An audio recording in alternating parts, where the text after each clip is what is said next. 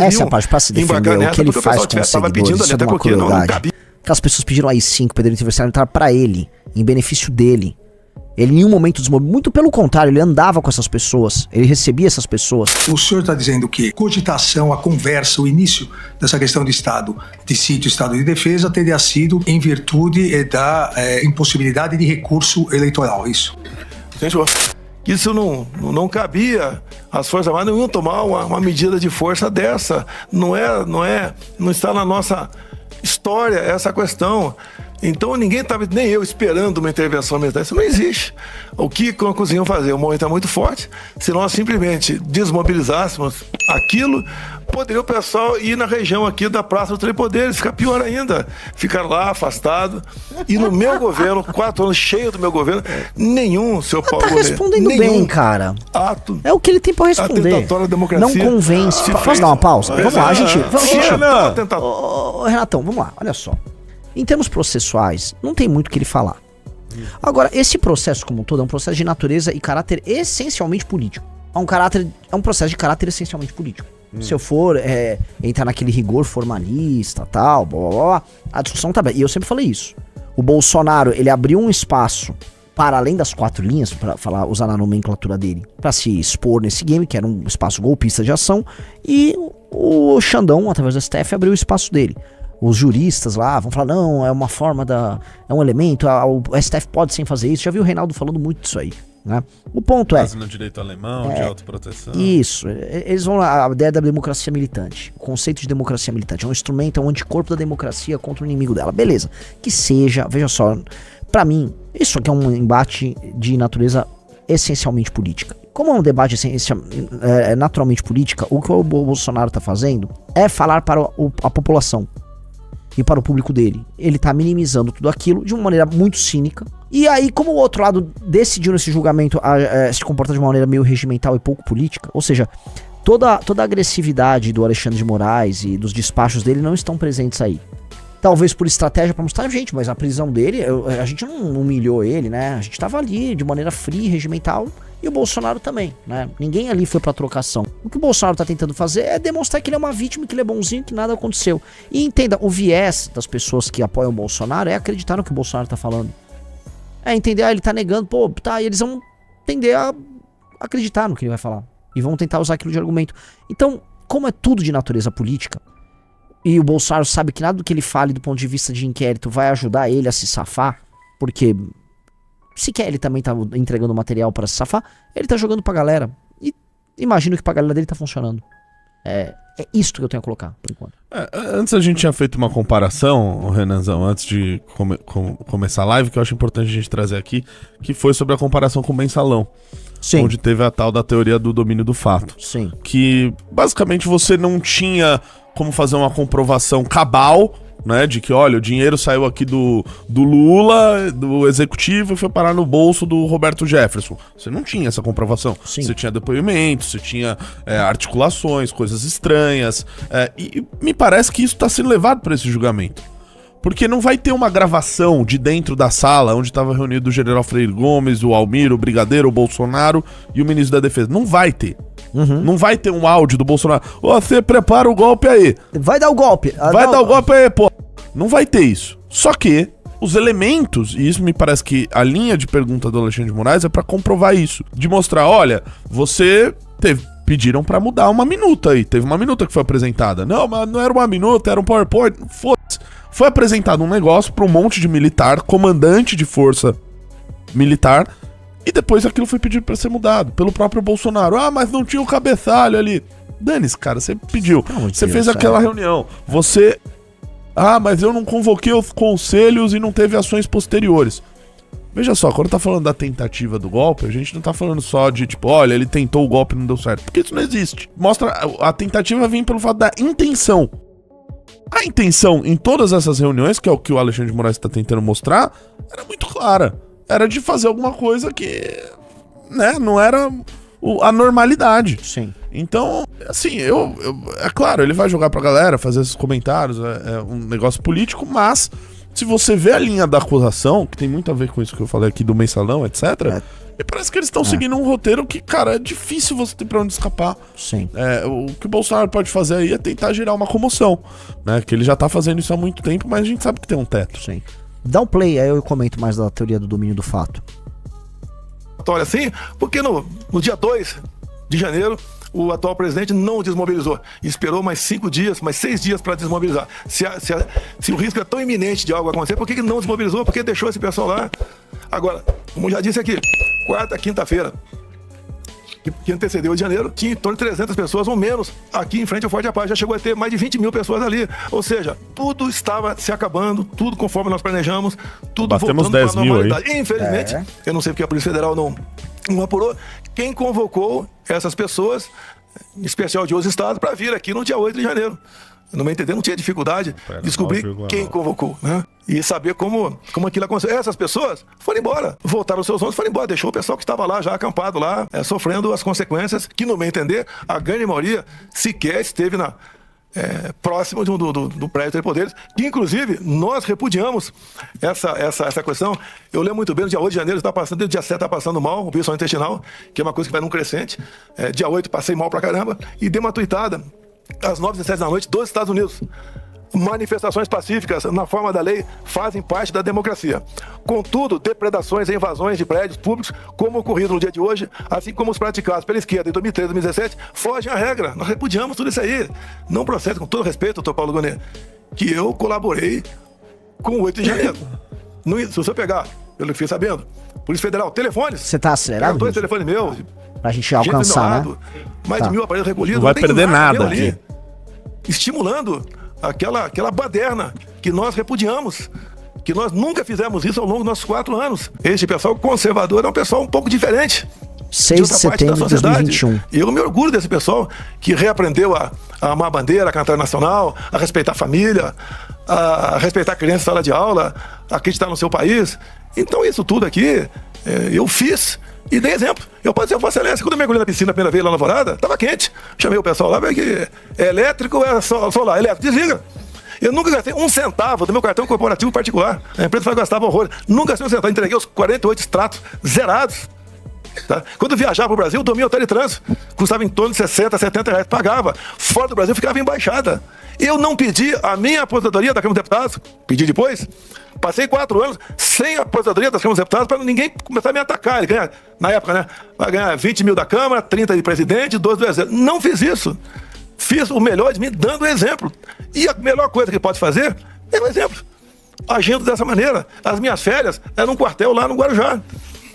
E geralmente sozinha, minha esposa não gostava de ir pra lá, ficava aqui com a família dela na Ceilândia aqui em Brasília, pô. Então agi dessa maneira. Agora, por favor, doutor Paulo Gonet, eu não torci pro pior. Se eu torcido pro pior, não teria desmobilizado os caminhoneiros lá atrás. E talvez, pela minha figura, o pessoal não fez absurdo. Agora tem sempre os malucos ali que fica aquela ideia, né, de AI-5, intervenção militar, que as Forças Armadas, os chefes militares jamais essa é a parte pra se defender, o que ele faz com os seguidores, isso é uma crueldade. Aquelas pessoas pediram AI-5, pediram intervenção militar pra ele, em benefício dele.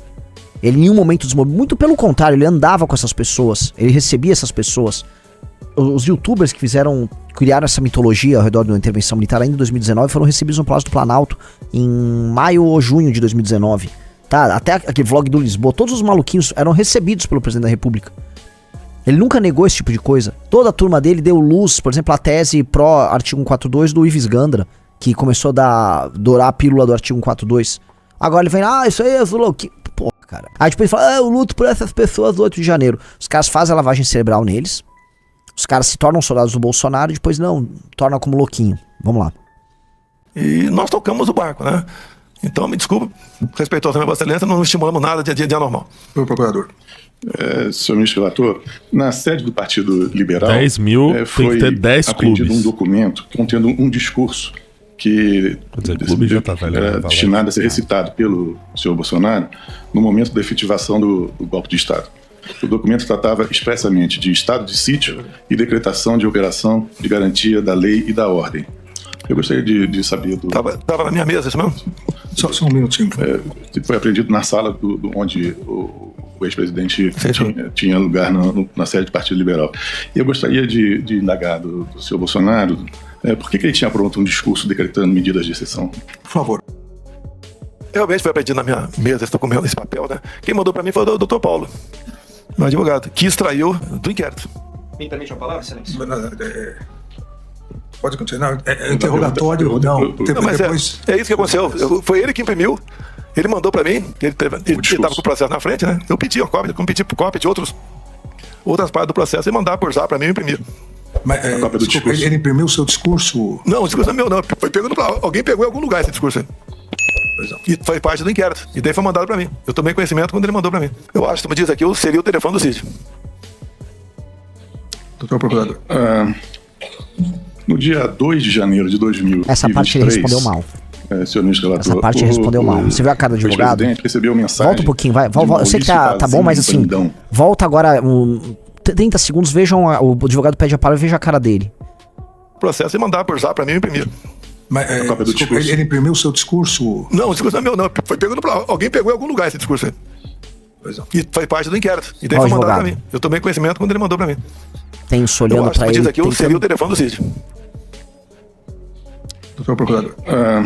No dia 2 de janeiro de 2023, senhor ministro relator, o ex-presidente recebeu mensagem de Maurício Pazini Brandão, um major brigadeiro da Aeronáutica, que informava: o plano foi complementado com as contribuições de sua equipe. Aguardamos na esperança de que será implementado. Bom dia. A minha tropa, aí entre parênteses, continua com sangue nos olhos. Bom dia. Feliz ano novo. Conversa hoje com o Amir. Desmobilizamos a tropa ou permanecemos em alerta? Eu gostaria de ouvir do senhor Bolsonaro o contexto dessa conversa, por que a tropa estaria mobilizada? Ele mandou para quem esse e-mail, esse zap? Ele mandou para quem? Foi recebido, o senhor teria recebido do senhor Maurício Pazini Brandão, major brigadeiro da Aeronáutica. Olha, eu cortei quase todos os meus contatos quando saí do Brasil. O Pazini é um brigadeiro da reserva, professor do ITA. Não tem tropa nenhuma com ele. Eu me desconheço de ter recebido. Eu queria ver se estava no meu telefone essa mensagem. Foi extraído do meu telefone. O senhor não se recorda de ter recebido? Não, eu discordo. Foi recebido no meu telefone essa mensagem. Então, eu repito, o Pazini está de pijama, né, há muito tempo. Era um professor do ITA, depois veio trabalhar aqui em Brasília, aqui, nada mais além disso. Senhor Procurador. Senhor ministro relator, o senhor Bolsonaro gosta de enfatizar que sempre atua dentro das 4 linhas e que atua de modo institucional. Mas na reunião a reunião ministerial do dia 5 de julho de 2021, em que o senhor Bolsonaro disse que não era para ter sido gravada, tratava-se de um ato oficial. E eu gostaria de saber se o senhor Bolsonaro considera adequado mobilizar recursos públicos, convocar uma reunião oficial para apresentar posições pessoais sem comprovação e incentivar ministros do Estado a confirmar e a divulgar uma narrativa sobre fraudes eleitorais, sobre um sistema impróprio de funcionamento do sistema eleitoral. Por favor. Senhor procurador, é o meu temperamento.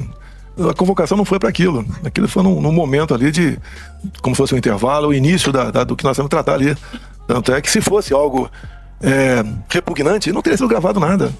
Tá? Ou melhor, alguém gravou sem a permissão nossa. Mas não estaria aquela 20, 30 pessoas com plaquinha na frente, mais umas 15, 20 pessoas assistindo aquilo tudo. Assim como eu acredito, né? Pode ser que não ocorra em alguns locais, né? Nos locais mais importantes, tem o horário do lanche ali, do desabafo, falar o que não deve.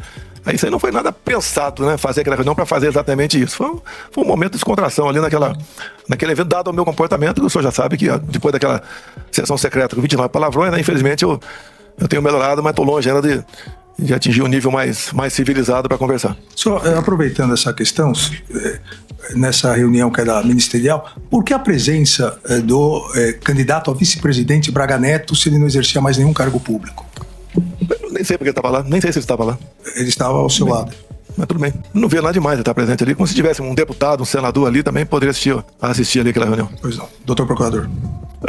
De novo, aproveitando a premissa da atuação afirmada pelo senhor ex-presidente da República, de que sempre atua dentro dos limites da Constituição, eu gostaria de indagar como que ele enxerga medidas de anulação de eleições, prisão de autoridades, como que isso se enquadraria dentro da normalidade constitucional, e essas eram medidas que estavam previstas nos atos que foram cogitados durante esse período. Voltando à pergunta anterior, em julho ainda não era o período eleitoral. Então o Braga Neto estava apenas descompatibilizado. Não houve essa história de prender quem quer que seja. Tá? E nós voltamos para a Constituição, que é a nossa base, quando entendemos que não podíamos fazer mais nada no TSE. Tendo de vista o valor da multa. Eu desconheço até no Brasil aqui qual advogado que peticionou alguém e cujo cliente foi multado. Eu entendo, né, posso estar errado.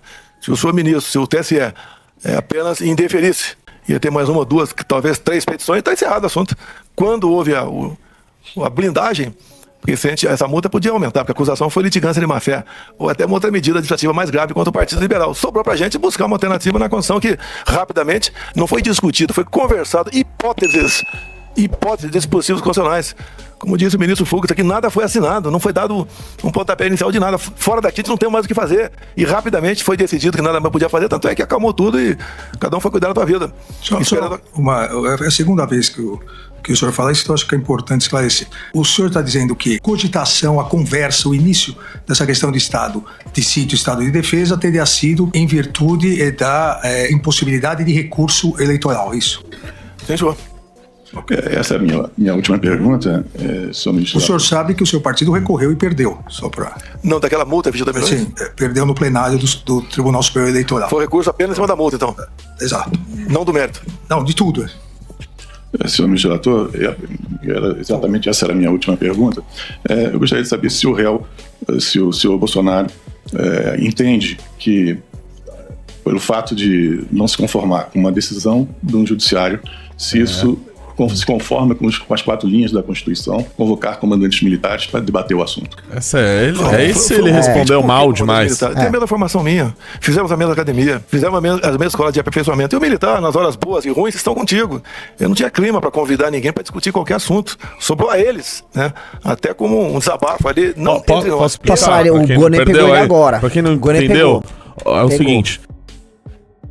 Perguntaram pra ele sobre aquela petição lá, ele falou disso, né, primeiro, sobre aquela petição que o PL tomou uma multa de 22 milhões. E aí ele diz que foi discutido essas outras questões, de LO, não sei o que lá, como algo, uma consequência deles terem perdido isso.